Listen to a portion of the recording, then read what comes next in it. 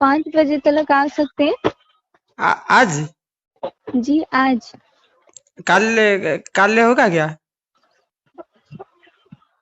Hello. ये sir हो सकता है, मगर आपका टाइम 5 बजे तक है ना, इसीलिए मैं बोली।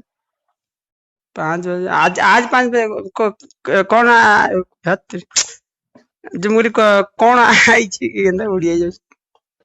जी हेलो। सर। कौन आई? मतलब? मुझे ओडिया बुझी पारछंती कि टिके? नहीं सर, आप कौन सी लैंग्वेज में बोल रहे हैं, मुझे समझ में नहीं आ रहा है। मुझे जो कौन माल आई जी? हेलो। हेलो। हेलो। मुझे कौन आया, मैंने कौन आया है?